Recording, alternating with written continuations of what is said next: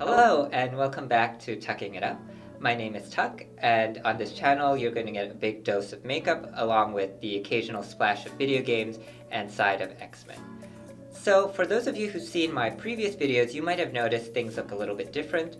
I got a new camera, so I hope the video quality and even the audio quality will be a lot better than what you've seen before. I sort of took off the Season 1 filter, and we're moving into HD now. So for today's video, I'm going to kind of do a chatty, get ready with me. And what I'm getting ready for is the holiday party for my company that got canceled due to the coronavirus epidemic. But you know what? Why should I pretend? Why can't I get it ready for an imaginary event, right? And so while I'm getting ready, let's chat about the recent Ten of Swords event that happened in the X-Men comics, specifically, the good, the bad, and just kind of my overall thoughts about the event. So if that sounds like an interesting thing to you, please stay tuned, and I hope you enjoy. Today's look is going to be relatively understated. It is an office holiday party after all, but there will be some sparkle because it's the holidays and that's just the kind of thing I like. For the eye look today, I'm going to be dipping into the Mthrshp Sublime Golden Opulence palette from Pat McGrath. This was her Lunar New Year release for this year, and I don't dip into this very much, but I actually quite like it. The colors are actually really pretty, really soft, and for like a holiday kind of situation, whether it's kind of, your non-denominational Western winter solstice kind of holiday or Lunar New Year, I think they work really well. I'm going to start by using Tranquility on a soft blending brush as my all-over transition shade. Let's start by talking about the good parts of Ten of Swords. I think one of the most effective things was just the way they built up the event. I was really skeptical of Ten of Swords when I first saw the initial publicity images and when I first heard about the concept. The first few chapters, I think, of Ten of Swords were kind of promising.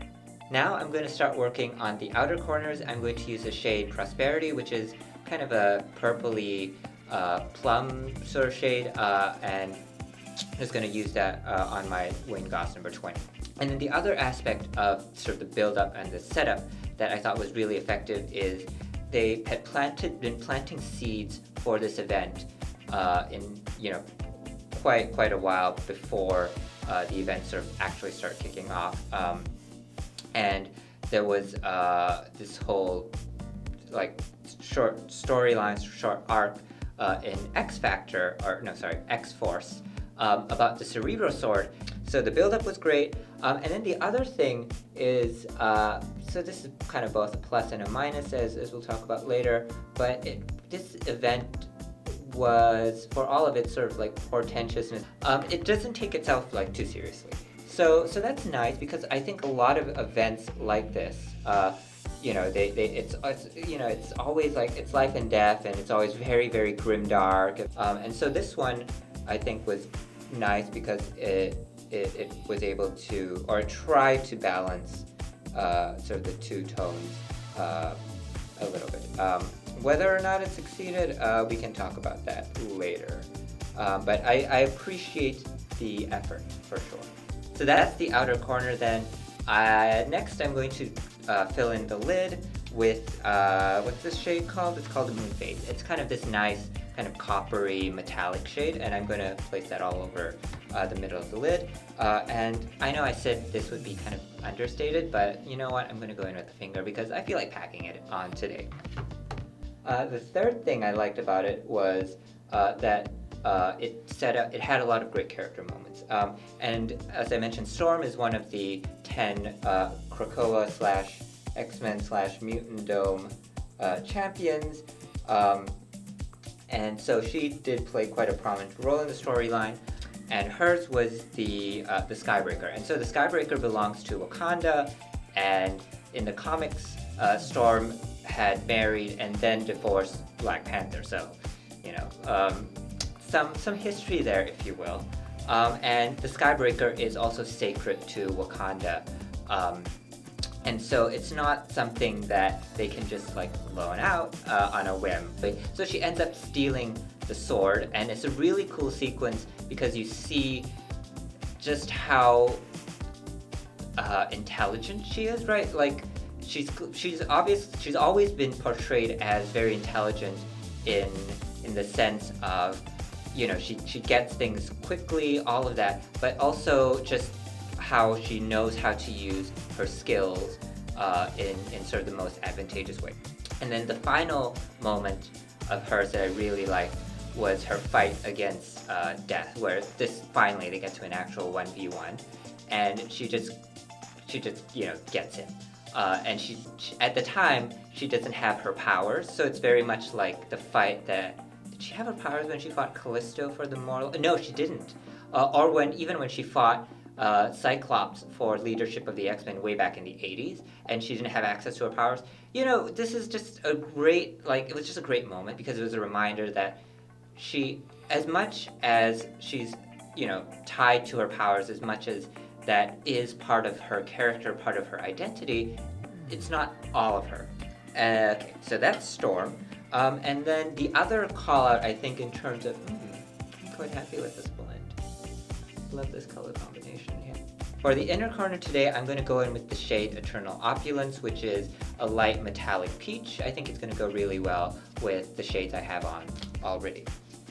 So I'm going to pack it on with my Sonia G Builder Pro, and then I'm going to diffuse the edges probably with a blending brush or pencil brush or something. Anyway. And then the other one I kind of want to call out is actually Apocalypse. I've never found Apocalypse very interesting as a character.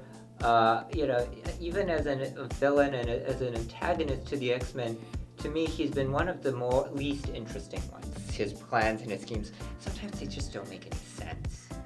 A lot of the times, I should say, they don't make any sense. And so what you end up with is a villain or an antagonist who's like super powerful, you know, who should be very, very much of a threat, but he ends up a lot of the time just coming across as a little bit of a buffoon and a little bit incompetent. So finally, because his whole thing about survival of the fittest, and I want to, you know, create the strongest mutants, blah, blah, blah, all of that now kind of makes sense, because that was his directive when he parted from Genesis, when he parted from his whole family, right, thousands and thousands of years ago when they split up Krakoa and Arakko. So, okay, even if his subsequent actions since then were all over the place, and even if it was clear that, okay, some of this he's just making up on the fly, that's fine, right? Because now we know what is driving him, or driving him to take those actions. And so, you know, I can forgive a lot, because now his whole survival of the fittest thing makes some sense and has some grounding and serves his character, serves the larger storyline. It was a very elegant way of uniting decades of storylines that were all over the place.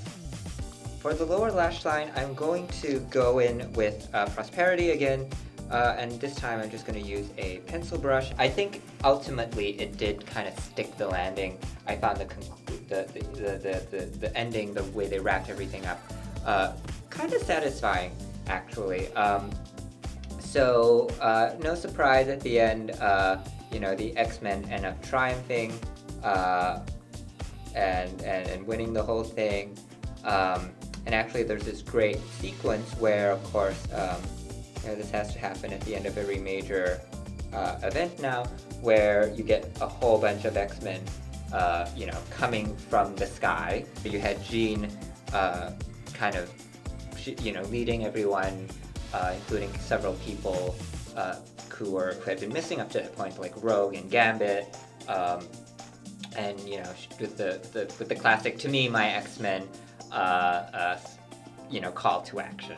I think the way they concluded the storyline also leaves open, you know, a lot of cool, exciting possibilities for the future. To line, I'm going to use the shade Burnt Sienna from the NYX Faux Blacks line. I will do this off camera and then I'll be right back. So now that that's done, I'm going to set the liner along the upper lash line with, and smoke it out a little bit with the, God, why can't I remember the shade name? Prosperity from before, which is that kind of dark plum / brown. So let's start talking a little bit about what Ten of Swords, didn't do right. I think the biggest one for me is, it's part of partly a consequence of how they structured the event, structured the storyline to focus on primarily the 10 champions who were going to, who were directly involved with the tournament. But there were a lot of major characters who were basically MIA, who you would think would have opinions on what was going on. They're the leaders, or they're very influential. They've gone through sort of experiences like this. Why are they practically absent? Why do we not get any insight about what Charles is worried about, what Magneto is worried about, what Jean is thinking. So that's my one big complaint. Before we move on to the lips, I'm just going to take a little bit of Eternal Opulence, which is that light peach shade that I used on the inner corner, and place a little bit of that under my brow bone. I'm going to line my lips and give the outer corners some dimension with the Black Up Jumbo pencil in number 16, and then fill in most of the lip with Flesh 3 from Pat McGrath. And I'm actually going to also maybe put on a little bit of gloss, specifically the Gold Astral Vinyl Gloss. So one big thing that I was unhappy about was how in X-Force they had set up the Cerebro Sword and heavily implied that it was going to play a big role in this crossover. It was central to the machinations of Mikhail Rasputin, who's kind of one of the most threatening antagonists, most threatening villains in the X-Men lineup. So they spent a whole issue on that, and then it just went nowhere. The other thing that really bugged me was the abrupt tone shifts. So like I mentioned, I'm glad this crossover didn't take itself too seriously. But at the same time, the way it ran some of its contests, the scoring, the win conditions, if you will, were so arbitrary that it was like watching Snatch Game on RuPaul's Drag Race, right? The points didn't matter.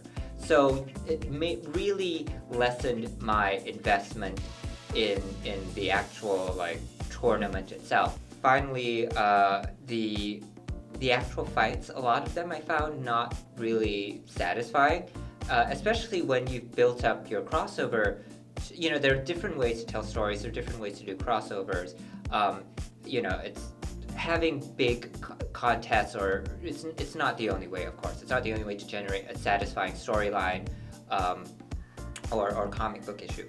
But when you set up the expectation that, your event is going to be based on these 1v1 fights, and most of them are over in a matter of panels, or they just feel very arbitrary, then I can't really be invested in, or it lessens my investment in the story that you're telling. So overall, I don't know, I was just really disappointed by this event. Maybe if I hadn't, there hadn't been all of that hype and all of that build-up, I would feel quite differently.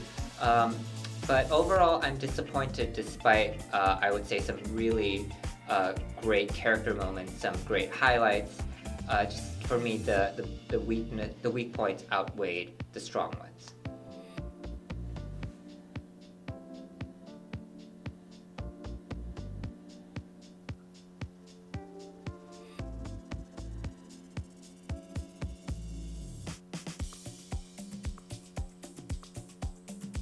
That's today's video then. Thank you so much for joining me. I hope you enjoyed it as much as I did.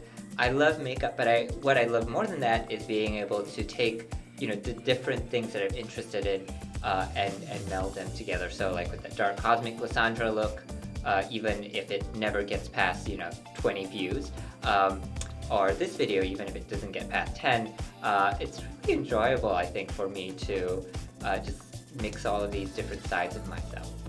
So be sure to like and subscribe if you enjoyed today's content, if you want to see more things like this, whether it's makeup looks, me talking about the X-Men, me talking about video games, or kind of mixing all of the above.